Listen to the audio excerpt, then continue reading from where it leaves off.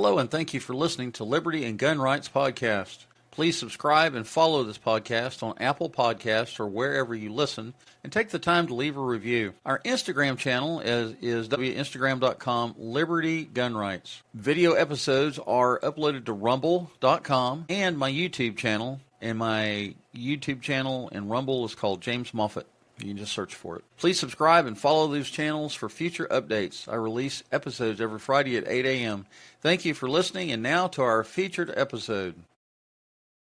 Hello and welcome to Liberty and Gun Rights Podcast. My name is James Moffitt. Today we are joined by a special guest, Jose Nino. How are you doing, sir? I'm doing well, and thank you for having me on. Yeah. Introduce yourself to the listening audience, please. Well, yes, I've been involved in politics now for nearly 2 decades, and I've done all forms of activism. I've worked in the Second Amendment space before as a grassroots lobbyist for a gun organization, and nowadays I do mostly writing. I'm the deputy editor at Headline USA, but I also write for various websites such as AmmoLand, among others. I write on a host of issues, but I have a pretty extensive background, though, in more like constitutional conservative politics, among them being Second Amendment activism, among some of those areas. But yes, I've very much in the political game, but I do more commentary now, and I mostly just try to get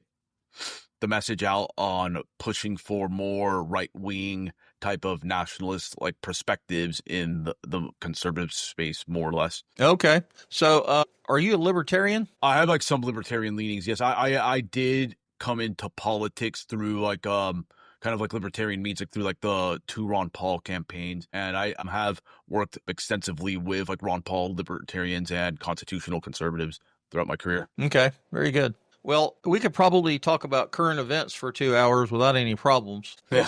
There's a lot going on. So let me ask you, I guess I'll just ask a couple of questions. You've written extensively about the Second Amendment as a hedge against tyranny. How do you respond to those who say that it's an outdated notion in modern America? I would say that it still remains relevant because it actually has unexpected benefits now due to the fact that we're in a moment where, in my opinion, not only is liberty being eroded, but you're seeing destruction of public order in numerous cities where, thanks to certain culturally leftist politicians, they have gutted law enforcement. They're no longer really enforcing crime whatsoever, and it's created a form of what's the late Sam Francis described as anarcho-tyranny, where criminals are allowed to basically run loose and act with impunity, but law-abiding people will get clobbered by the state for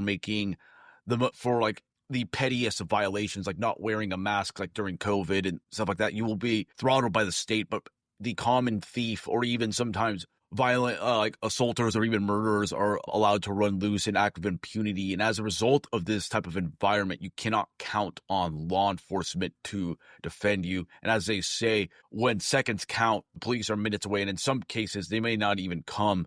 So I believe that we're entering an era where the Second Amendment has proven to actually continue to be useful, and not just for checking conventional government tyranny, but also the second and third order effects of leftist policies that have made large parts of the country inhospitable. Yeah, I know that Black Lives Matter, Antifa, and several other organizations that have leftist liberal leanings have been allowed to just roam the country and disrupt people's lives, block freeways, block roads, keep people from going to work, destroying property. I mean, right here in Charleston, South Carolina, several years ago, Black Lives Matter came to downtown Charleston and just overwhelmed the police in a matter of minutes. And the police were not expecting, I don't think they were expecting the large number of protesters that showed up. And they had to wait for other police agencies in our state to actually respond, which was several hours later before they were able to have enough boots on the ground to run them out of downtown Charleston. And during that time, they were looting, they were setting businesses on fire, and you know, I'm all for the First Amendment. I'm all for peaceful protests. I think our First Amendment allows Americans to attend peaceful protests and to speak, but I don't think it protects them from the type of speech that causes property damage or incites a riot or causes people to hurt other people, right? Yes. So yeah, now we have this thing called No King Day, or what is it? Yeah, no kings or Yeah, No Kings. There's protests all across America now where these protesters are going to all these cities, and I think some of them are being bussed in and underwritten, or what do you call it?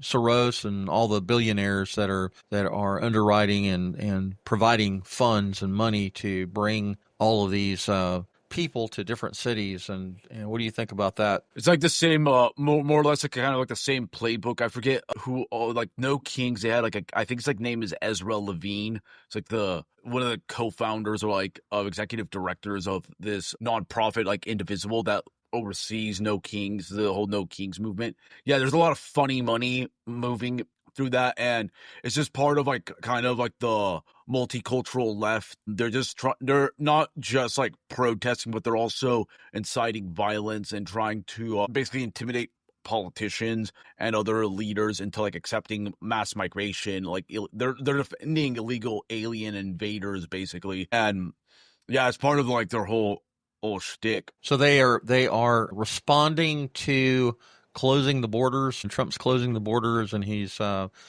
exporting or sending violent, illegal alien criminal types out of America, right? Yeah, I mean they made a whole like stink, and I mean it's completely mask off. They are spent like even like liberals too, like conventional Democrats are defending convicted like criminals or people with huge criminal rap sheets that are already here illegally or have very dubious migrant status, and that's the hill they're wanting to die on. But I mean that's the ethos of like the open borders crowd, is that they don't care for the law and they want to ultimately erode any like vestige of what's left of the American Republic. Yeah, we're a constitutional republic, and I think people lose sight of that or have lost sight of that. And I think that while we are a country of immigrants, right? America is a smelting pot of immigrants, and there's people from all over the world that have come here. And we have the Statue of Liberty, and we have always allowed people to come to our country and encourage them to embrace our way of life. And also the whole idea is that you come here, you embrace our way of life, you love America, you become a naturalized citizen.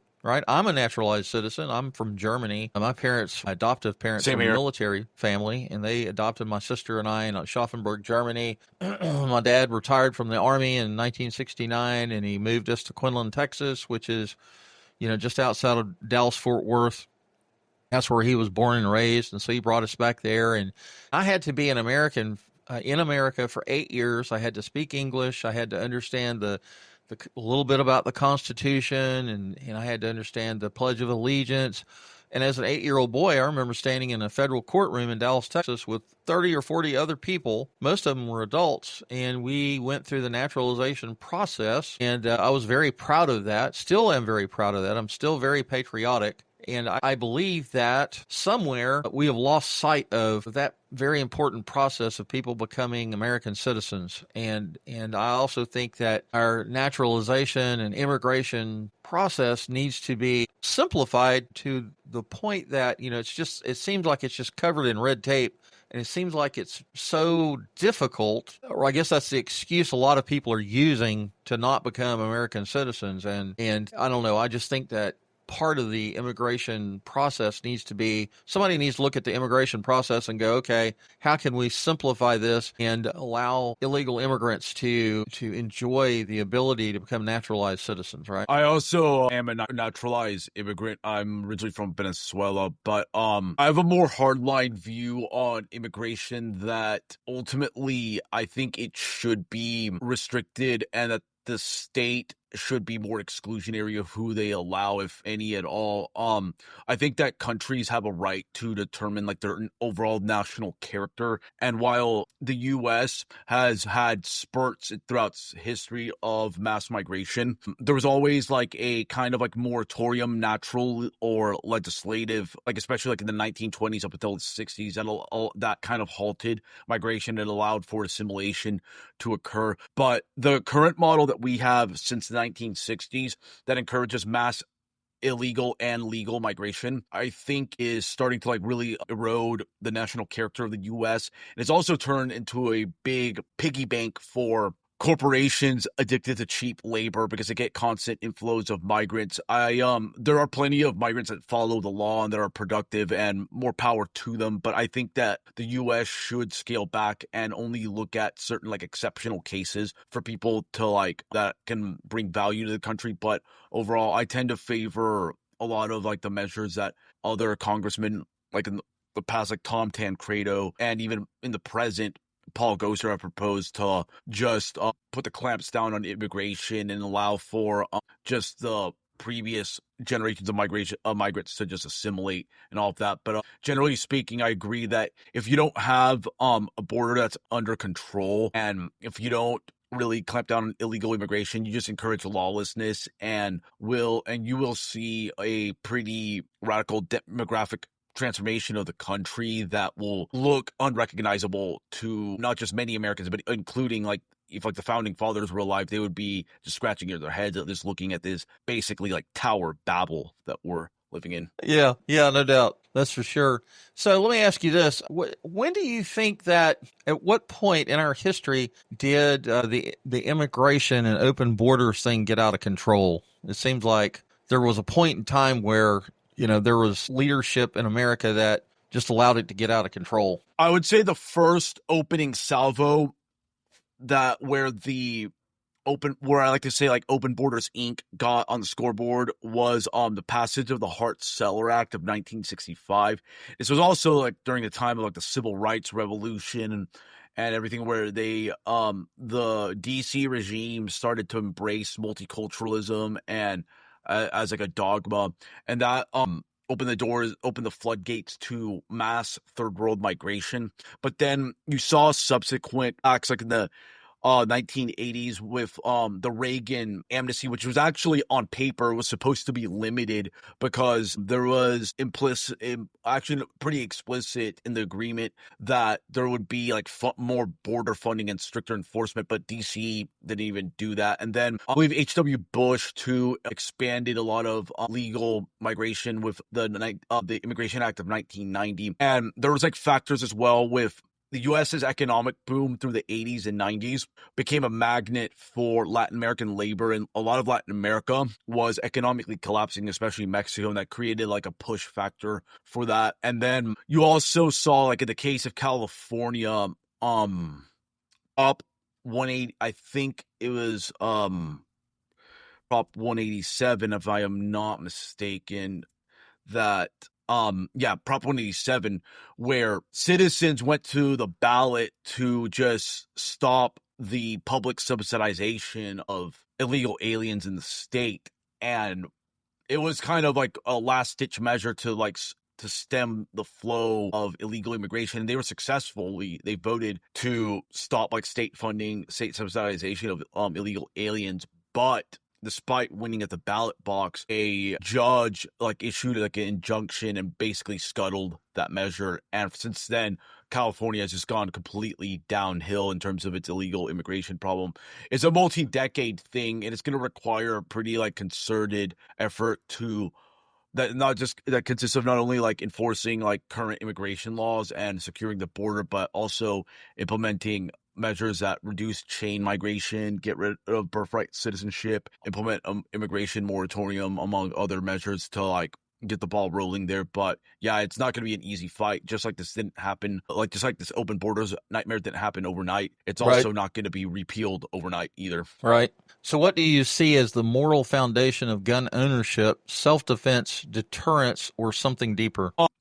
I would say it's something deeper in that it's about autonomy, where not just like personal, but it's also like for your family and your community, that you're not really free unless you're able to mete out like force and self-defense of your property, and like your family, and even like your immediate community as well. If you don't have that right, you are effectively at the whims of criminals or authoritarian states in the long term. That's why I think it's very important. It's like the ultimate expression of self-ownership. Right. Okay.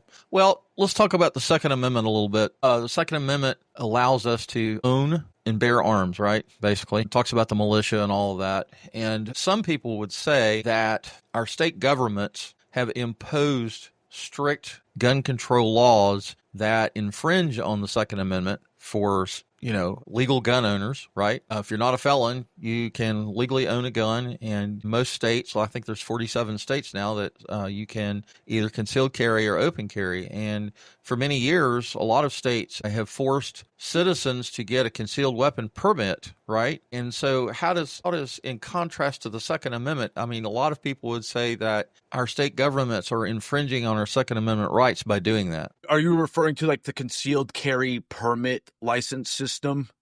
Or yeah. In other words, there's a lot of pure Second Amendment people, followers that say the Second Amendment is my right to carry a firearm. It's my right to self-defense, to protect my family, to protect myself. And their thought about the concealed weapon permit process in a lot of states infringes on the Second Amendment. Yes, there is. Yeah, I also generally agree with that, because when you have to beg the government for permission to exercise a right, that's not really a right at that point. It's more or less like a government granted privilege. And constitutional carry, that's what I used when I was in Second Amendment lobbying. That's what my organization that I worked for, that's what we would focus on. And generally speaking, that at least again at the theoretical level, like you shouldn't have, like, if you're a law-abiding citizen, you shouldn't have to go through bureaucratic red tape and rigmarole to exercise your right to bear arms. And that's why I think constitutional carry is like a pragmatic reform that has been passed by nearly every red state in the country. And I think that's the way to go. And we've seen Supreme Court victories like the Bruin decision that it has helped at least make concealed carry, whether it's licensed or unlicensed, at least like normalized now in the discourse, because it used to be in many Democrat-run states in the past that even like licensed concealed carry was incredibly restricted, and it still is, but the Bruin decision has now somewhat streamlined the process. Yeah, I think there's 47 states. South Carolina just recently in the last couple of years allows open carry or concealed carry if you have a permit. That was the first thing that we got passed. And then now we have constitutional carry where you don't have to have a permit at all. And state legislatures or legislative efforts, actually, you don't have to send $50 in with your application now.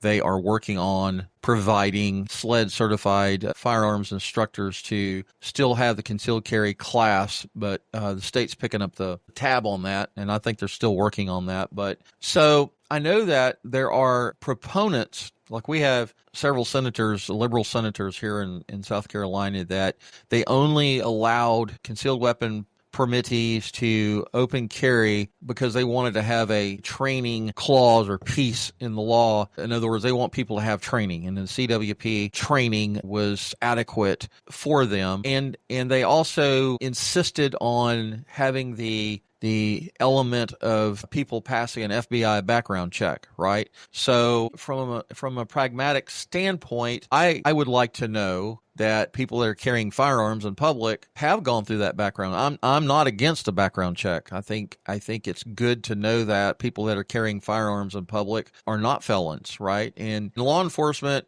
is not going to know whether you're a felon or not unless you actually give them probable cause to stop you and ask you for your ID. In other words, you have to be doing something to provide them with that probable cause that you're about to commit a criminal act, right? And at that point, when they run you on the computer on NCIC, at that point they can figure out whether you're a felon or not, and so there's that issue.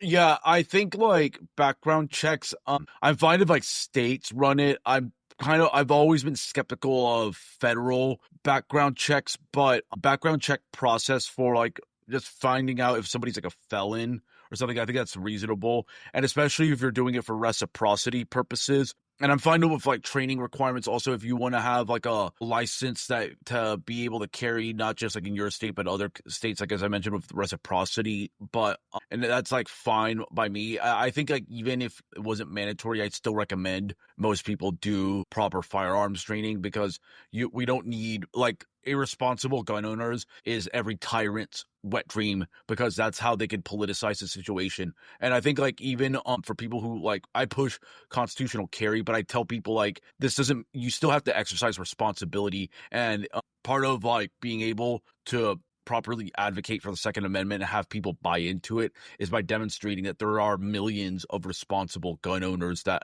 actively encourage other people to like not just exercise their rights but exercise them properly and learn how to use firearms properly. Right. So I'm part of South Carolina Carry, which is a 501c4 nonprofit in South Carolina, and we help to push the constitutional carry and restaurant carry and reciprocity with Georgia and several other laws that we in the last 10 years. And it was an uphill battle, but one of our things was people need to be responsible gun owners, and you have to have a heightened awareness of gun safety, right? Follow the 4 gun safety laws or rules, and so yeah, people that are all for gun control are all screaming about, oh, it's not the wild wild west, we don't want blood running in the streets, and we have seen that states that have enacted concealed carry or even open carry laws, that violent crime has been on the decline, and so the statistics speak for themselves. Now, what do you think about this National Reciprocity Act that I think it's in the Senate now? And I believe that if we're going to get that passed while President Trump's in office, this is going to be our best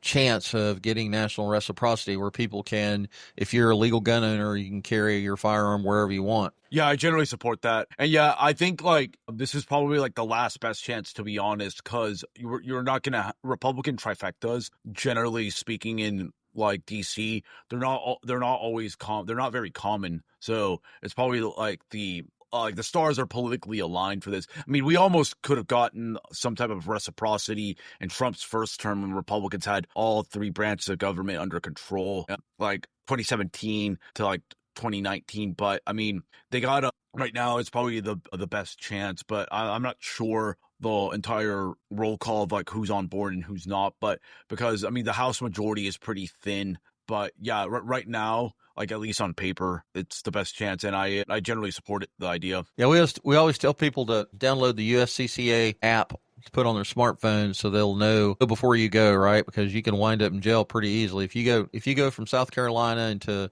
like Virginia or Georgia or any of the states all around us.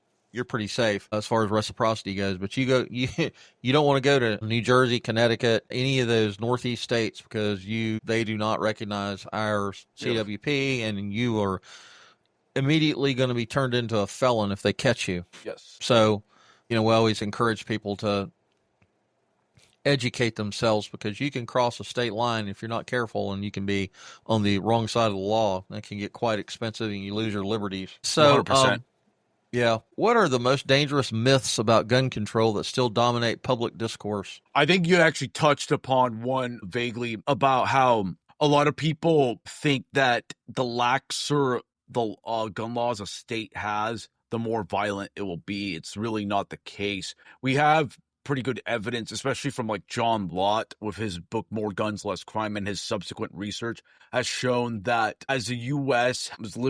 as many states have liberalized their gun laws, there isn't much evidence that crime is rising due to that. In fact, there's some cases where crime is decreasing because there's many cases of defensive gun use that are recorded, sometimes not even recorded, where law-abiding citizens are able to stop or at least even deter deter crimes. And in aggregate, this has made many parts of the U.S. safer. And it's refuted, in my opinion, like one of like the biggest myths that if you pass constitutional carry, you're gonna have like total mayhem on the streets. It's not really been the case. No, no. I get the USCCA magazine every quarter, and they have a whole section that covers incidents where law-abiding citizens have used firearms in self-defense incidents and stopped home invasions, stopped robberies, stopped abductions, burglaries, all sorts of things. And what's interesting is that you never hear about most of those incidents in the liberal news. They do not cover it.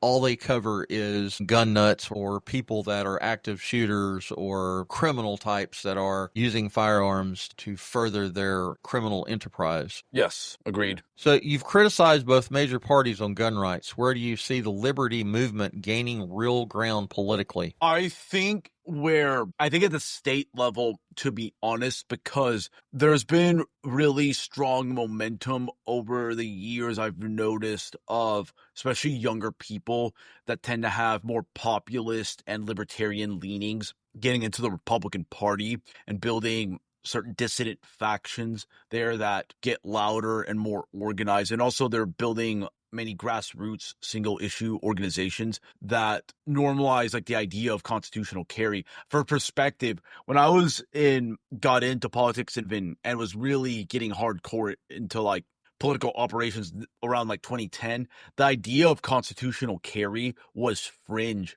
It was only Alaska and Vermont that had that at the time. But then the dam broke with Arizona passing it, I believe, like in 2010. And since then, the movement has skyrocketed. It's now become like it's like expected that if you're a Republican state, you will have constitutional carry. And I think that's where the energy's at. And that's what people have to remember. Like the squeaky wheel gets to grease, and very organized and dedicated minorities, especially like interest groups, pressure groups, they're capable of achieving great things if they put their mind to it and they learn how to politically organize effectively. Right.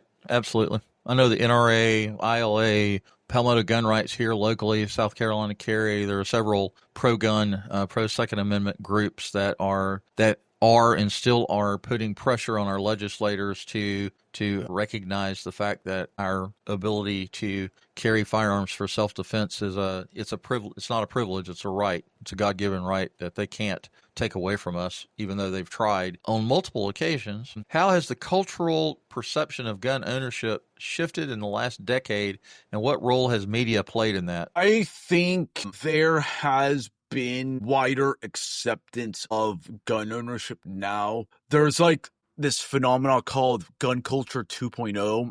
I forget the academic who talks about it, where over the years, gun ownership is now being embraced by women, many non-white groups, and also like the LGBT community, like groups that were generally not associated with gun ownership. It's become much more embraced due to, I think, the rise of alternative media, to be honest, where you see a lot of gun safety channels, gun rights advocacy channels, and broader gun culture has been able to expand and build its own niche there. The legacy of media obviously remains anti-gun, but it's become a dying institution as things like kind of fragment in terms of people's media consumption. It's actually allowed, in my opinion, the broader gun community to actually get its message across and get its message across to new demographics that were previously not tapped into by like legacy organizations. So I actually do think that while the political class, generally speaking, is much more anti-gun, I do believe like the American populace has, in many respects, become more pro-gun, but also just like the legislatively, like you now have like close to 30 states with constitutional carry, and concealed carry, like even licensed concealed carry, is seen like as normal now, that it's no longer seen as some like very radical or foreign concept. Right. Are there historical examples of disarmament leading to authoritarianism that you think Americans should study more closely? Yeah, there's like several cases. If you look at like a lot of like authoritarian communist regimes, whether it was like in the Soviet Union with like the Bolsheviks or in Maoist China, you'll see many cases where to consolidate their political power, the ruling class of those entities made sure to disarm all forms of opposition. And even when you look at Cuba, what was rather curious is that during the Cuban Revolution, the embattled government of Fulgencio Batista actually implemented a gun control to try to stop like the rebels there, and the rebels actually ended up winning, and that's when like Castro came into power. And what was rather curious that Castro was able to take advantage of the gun control system that hit the Batista government had on the books and used it to basically continue disarming people, which just goes to show that like if one government is able to like at least get its foot in the door as far as gun control is concerned, a subsequent even more tyrannical government could double down on that same mechanism. And that's why you have to like deprive these people of that type of power, because you don't know who's going to be in power a decade or two from now that could actually have even more tyrannical. By having like a gun control like framework or apparatus in place, that's just adding more fuel to the fire. What do you think about the UN Small Arms Treaty and how that could possibly affect the American government trying to disarm Americans? Oh, yeah. I mean, this is like a globalist type of gun control type of measure, because most DC, not just like DC elites, but like global elites across the West and many other countries where there's not a tradition of like personal gun ownership, like law-abiding gun ownership. They don't like the idea of like a Second Amendment, and like I think that it is ultimately like anti-American, because these type of global institutions want to create like a post-American monoculture where stuff like the Second Amendment is seen as backwards, racist, and all that. And as a result, they want to clamp down on it. And I'm not surprised that the UN pushes for such measures. Right. I think if trucks with blue helmeted soldiers from the UN were to start rolling across America, they would probably meet a lot of stiff resistance. Yes. Yeah. No, Americans won't put up with that. No, I don't think so. I have several friends that are like, oh boy, target practice. Yeah. That blue helmet's easy to see. Yeah. Thank God the UN is such a incompetent joke of an institution. Yeah. Well, I know President Trump is pushing the idea of America just removing themselves from the UN altogether, and I support that. 100%. Yeah, I have no problem with that. Yeah. So, what first sparked your passion for gun rights, and how has your thinking evolved over time? I got into it mostly because of my libertarian type of background, getting into politics. Initially as like a libertarian, I eventually got more passionate about it as I worked for the National Association for Gun Rights, NAGR, and that intensified like my resolve to defend the Second Amendment. And I really became more interested as well in the operational side of things, of how to like make pro-gun reforms become a reality. Yeah, I support NAGR. I have a t-shirt and a hat, and I think I have some stickers on my gun safe behind me. If someone wants to become a more effective advocate for liberty and gun rights, where should they start? I think they should try to read as much literature as possible from like John Lott and other researchers, and go on certain blogs like that he runs with as a crime prevention research center, among others. I think the more you can read about a topic from credible political operatives or even academics, it'll boost your knowledge, allow you to argue more effectively. Then you can also join like organizations like the Foundation for Applied Conservative Leadership, FACL, that I strongly recommend. They hold workshops and seminars that teach people how to organize politically. I think those are great ways to increase your political skills. Having worked for South Carolina Carry for the last 10 years, I have seen where there are a lot of people that are, they love to get on social media and be a keyboard commando and bitch and complain about this, that, or another. There's no shortage of patriotism or people that are exercising their First Amendment rights to complain about issues, right? But when the rubber meets the road, getting those same people to do something and to make phone calls, write emails to the legislators, send letters, visit the senators in their office up in Columbia or Washington D.C. or whatever. It's like everybody's got kind of the mindset of somebody else is going to do it. The NRA, NAGR, AGR, all these state and national organizations that are mechanisms for activism and for keeping and getting better gun rights and protecting our liberty, well, that's just done by somebody else, right? So how do we motivate people to step outside of their comfort zone and actually engage physically and mentally and emotionally in activism? I think that the first step is to try to get people off the keyboard. As you mentioned, you have to do meetings. I like to do like informal get-togethers with other like-minded people and talk about like what issues motivate them, and then see what they're actually angry about, and then from there you can try to hash out like a plan to build like an organization or even a campaign to raise awareness about an issue, and potentially even create like a pressure group that will allow you to advocate for that issue, and hopefully bring about change. But yes, complaining is very easy, and I've have reduced my social media consumption when it comes to politics dramatically now, and I've learned over the years that the less you're on social media, the better. And I only use it just to get news and intelligence, but it's very important to try to find like-minded people, because in politics it's all about interpersonal relations and ultimately like community building. Because if you we lose when everybody is on their own little island and just complaining and is very atomized, but we win when people are able to combine their talents, exchange ideas, and build like proactive organizations to change the status quo. That's the thing. It's all about sticking together and finding people that share your same agenda, because you're not going to win by just being like the keyboard warrior, nor you're not going to win if you become like a hermit or very isolated from like the rest of society. Right. I recently joined the John Birch Society. I don't know if you're familiar with them or not. Yes, very familiar. Yeah, they have a playbook. They have several books. You can go to jbs.org, and they have all sorts of literature and handouts and books and pamphlets. And they've been doing this, I don't know, since 1948 or maybe even earlier than that. And they've been doing it a long time. And Arthur Hammond, who's one of the regional JBS organizers, and he comes out, he does presentations.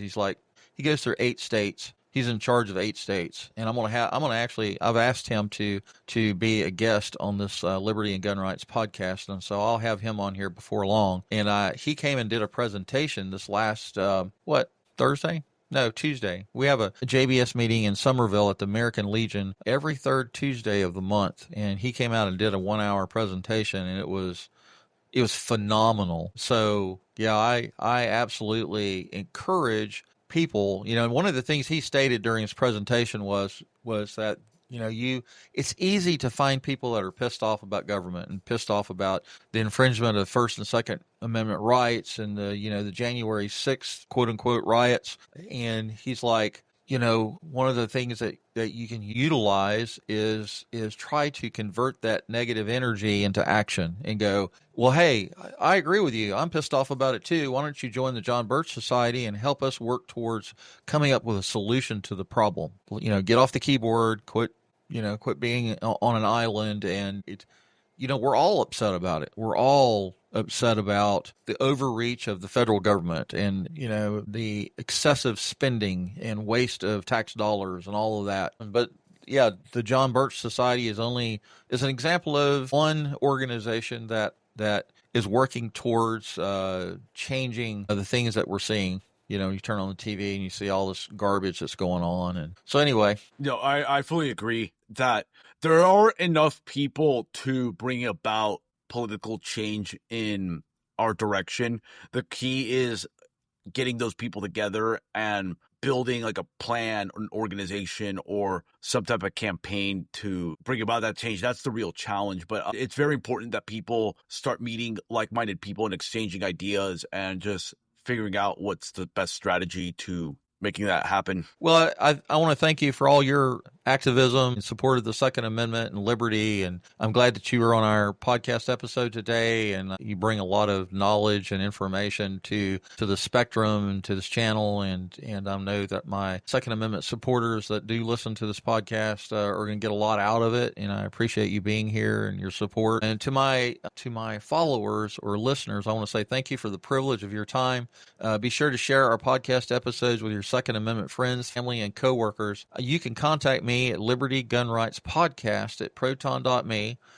That's Liberty Gun Rights Podcast at proton.me. Jose, how can people get a hold of you if they want to look at some of your stuff? Yeah, you can follow me on X/Twitter at Jose Nino, and then I have a Substack where you can find my podcast and articles called Jose Nino Unfiltered, and this podcast is called El Nino Speaks, which is also on Apple and Spotify and YouTube. And you can find the Substack specifically at josbcf.substack.com. I'm also writing at Headline USA and AmmoLand. Oh, that's awesome. Thank you for sharing all of that. All right, everybody, I want to sign off and say thank you for being here. Jose, thank you for being a guest on our podcast, and this episode will probably release this Friday at 8 a.m. on all the major podcast hosting platforms. Wherever you get your podcast, you can get it there. All right, everybody, thanks for being here. Thank you so much for having me on. Yes, sir.